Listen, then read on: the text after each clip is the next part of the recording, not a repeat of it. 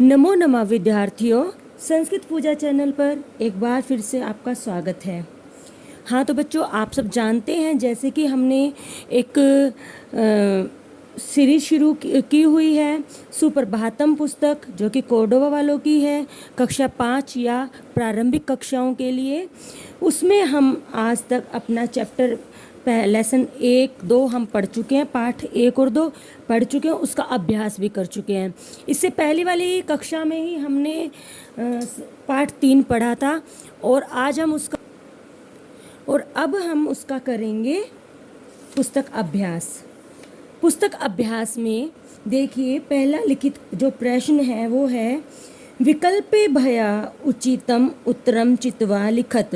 विकल्पे भया, बच्चे देखिए यहाँ पे भया में जो है आपका बहुवचन की विभक्ति है, तो दिए गए विकल्पों में से उचितम उचित, उत्तरम उत्तर को, चित्वा चुनकर, लिखत लिखिए। दिए गए विकल्पों में से उचित जो उत्तर है उसको चुन करके लिखिए, वो ये कह रहा है। तो चलिए हम शुरू करते हैं। और हमारा जो पहला ही है प्रश्न वो है जलपोतः का हिंदी अनुवाद है क्या? नाम से देखिए, संस्कृत और हिंदी का संबंध स्थापित करने की कोशिश कीजिए बच्चों। जलपोतः, जहाज, अरे जहाज, हवाई जहाज, जो हवाई यानी कि हवा में, पानी का जहाज। तो देखिए, जहाज से हमें ये समझ में नहीं आया कि वो वायुयान की बात कर रहा है कि वो जलपोतः की बात कर रहा है। गुब्बारा नहीं। तो इनमें से अगर हम संबंध स्थापित करने का प्रयास करें तो पानी और जल, इनका संबंध स्थापित हो रहा है। तो जलपोतः पानी का जहाज, तो हमारा ये वाला प्रश्न बिल्कुल सही होगा।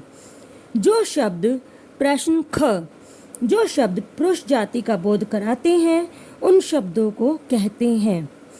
जो शब्द हमें पुरुष जाति का बोध कराते हैं उन शब्दों को हम क्या कहते हैं? और स्त्रीलिंग नहीं नहीं नहीं नहीं, पुल्लिंग हो सकता है। आगे ऑप्शन पढ़ लेते हैं। नपुंसकलिंग एक वचन, नहीं नहीं नहीं, पुल्लिंग पुरुष जाति, तो हमारा आंसर है पुल्लिंग। बच्चे ऑप्शन आप सारे पढ़ा करें, उसके बाद आप आंसर दिया करें। जिन शब्दों के अंत में ए आकार होता है उन्हें कहते हैं। जिनके शब्द में ए, जिन शब्दों के अंत में ए देखिए, ई नहीं, ऊ नहीं, री नहीं, ए अकारांत, उन्हें हम कहते हैं अकारांत शब्द। चलिए हम प्रश्न घ पढ़ते हैं। मीनहा का हिंदी अनुवाद है मोर। नहीं नहीं नहीं नहीं, मोर तो हमारे मयूर का होता है। मछली, मछली तो किसका होता है प्यारे बच्चों? मीन, हाँ मीन का ही मछली होता है।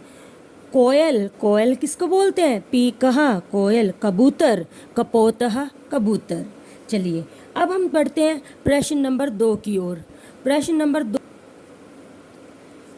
अधोलिखित शब्दानां संस्कृत रूपाणि लिखत। अधोलिखित, अधो, अध का मतलब होता है बच्चे नीचे, नीचे। तो अधो यानी कि नीचे, लिखित लिखे हुए, निम्न लिखित या नीचे लिखे हुए शब्दानाम शब्दों के, यहाँ पर नाम में भी बच्चे हमारी बहुवचन की विभक्तियों में बहुवचन का प्रयोग किया गया है नाम के लिए। संस्कृत रूपाणी लिखता है। बच्चे नाम विभक्तियाँ कैसे याद होंगी? आप जाइए और मेरे चैनल पर मैंने शब्द रूप की बहुत विस्तार पूर्वक वीडियो बनाई हुई है, ध्यानपूर्वक सुनिए, आपको समझ में आएगा। सारे अनुवाद उसमें बहुत अच्छे से मैंने करवाए हुए शब्दों के साथ, तो आप ध्यान से उन्हें पढ़ेंगे तो आपको उसमें इतना सहयोग मिलेगा हिंदी अनुवाद करने में अत्यधिक। ठीक है, चलिए वो कह रहा है संस्कृत रूपाणी, संस्कृत रूप, रूपाणी यानी बहुत से रूप, लिखत लिखिए। अब ये तो बहुत सारे हैं तो इनके बहुत ही रूप लिखने होंगे हमें। देखिए, एक कोयल, तो एक कोयल को हम लिखेंगे पीकहा। एक घोड़ा हम लिखेंगे अश्वः। एक घड़ा, मटका यानी कि घटः। एक वृक्ष यानी कि वृक्षः, एक धोबी यानी कि रजकः, एक सर्प यानी कि हम इसको भुजंग भी लिख सकते हैं, हम इसको सर्पहा भी लिख सकते हैं। ठीक है, तो आपको जो उचित लगे आप लिख सकते हैं। यहाँ पर मैं सर्पहा ही लिख रही हूँ, कुछ और अलग से नहीं लिख रही हूँ। ठीक है प्यारे बच्चों, चलिए अब हम चलते हैं प्रश्न नंबर 3 की तरफ। उचितैः अर्थैः सह मेलयेत्, उचितैः अर्थैः सह मेलयेत्। उचितैः, उचित, अर्थैः अर्थों के, देखिए उचित अर्थों के यानी कि उचितै और अर्थैया, उचित अर्थों के, सह साथ, मेलियत मिलान कीजिए, मेल कीजिए, मिलाइए इनको। ठीक है, तो देखिए हम यहाँ पर करेंगे शुरू। पर्यंकः, पर्यंकः यानी कि पलंग। तो बच्चे देखिए वैसे तो आप लोग ऐसे लाइन लगा करके मिला सकते हैं और आप लोगों को बहुत ही ये सरल लगता है, लेकिन मेरा ये मानना है कि हमें अपने कार्य को ऐसा नहीं करना चाहिए।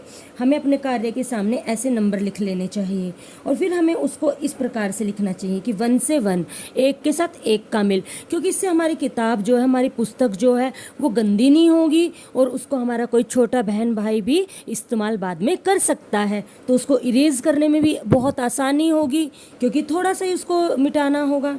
चलिए, मकरहा यानी कि मगरमच्छ, अजहा यानी कि अजहा आपका क्या हो जाएगा, बकरा, अजह यानी कि बकरा, घटह यानी कि मटका, वानरह बंदर, कपोतः कबूतर, हस्तः हाथ। तो बच्चों यहाँ पर आप देखेंगे हमने प्रश्न 1, 2 और 3 बहुत आराम से कर लिए हैं। अब आप बहुत अच्छे से इसी ध्यानपूर्वक ध्यान से सुनेंगे और हम करेंगे अपना प्रश्न 4। चित्राणि दृष्ट्वा तेषां नामानि संस्कृते लिखत। चित्राणि यानी कि चित्रों को, आणी में बच्चे बहुवचन है फिर से हमारा, चित्रों को दृष्टवा देखकर। बच्चे यहाँ पर जो है कत्वा हमारे प्रत्यय का प्रयोग किया गया है। जब आप आगे उच्चतम कक्षाओं में जाएंगे तो आप बहुत अच्छे से प्रत्यय पढ़ेंगे। अगर आपको प्रत्यय मुझसे भी पढ़ने हैं तो आप मुझे कमेंट करके बोल सकते हैं कि हाँ मैम आप हमें प्रत्यय सरल रूप में सिखाएं, तो मैं उसके लिए भी एक प्रयास जरूर करना चाहूँगी। तेषाम नामानी, उनके, तेषाम यानी कि उनके, तेषाम शब्द जो है हमारा तत्शब्द रूप से बना है। नामानी, नामों को संस्कृते, संस्कृत में, लिखत लिखें, संस्कृत में लिखें। चित्रों को देखकर उनके नाम संस्कृत में लिखें। तो बच्चों आप यहाँ पर समझ पा रहे होंगे कि आपको क्या करना है, कि यहाँ पर आपको बहुत से ये चित्र दिए गए हैं, इनको देखना है और इनको देख करके इनके जो नाम हैं आपको वो संस्कृत में लिखने हैं।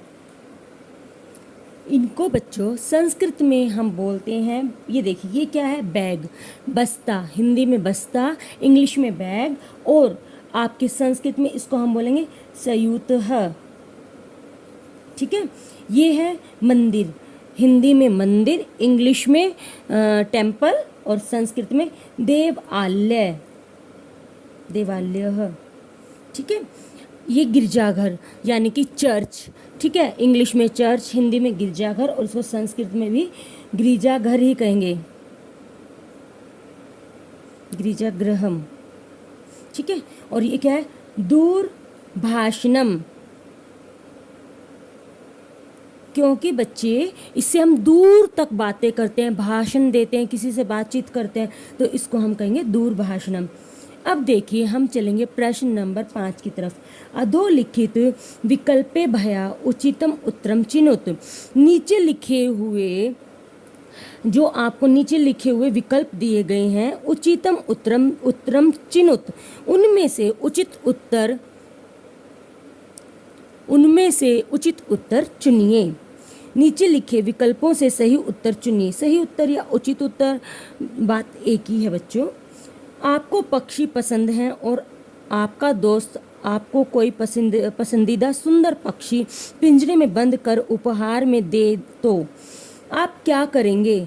दोस्त को धन्यवाद कहेंगे, पक्षी को पिंजरे से आज़ाद कर दोस्त को स्वतंत्रता का महत्व समझाएंगे, पक्षी किसी और को दे देंगे।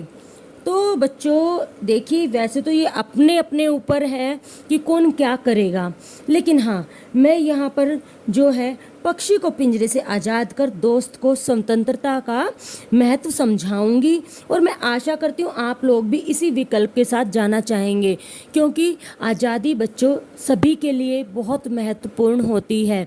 जैसे कि अभी कुछ 1-2 दिन पहले ही हमने अपना स्वतंत्रता दिवस मनाया है, और सभी को अपनी आज़ादी बहुत बहुत प्यारी होती है और सभी को उसका अधिकार भी है। रचनात्मक अभ्यास में बच्चों इसमें आपको कुछ नहीं करना है, बहुत आसान सा है। एक एक पशु, पक्षी, वस्तु और स्थान का चित्र बनाकर या चिपकाकर संस्कृत में उनके नाम लिखने हैं। तो ये कार्य आप लोगों के लिए है, और मुझे लगता है कि ये मेरी वीडियो आपको पसंद आई होगी और आपके लिए ये लाभदायक रहेगी।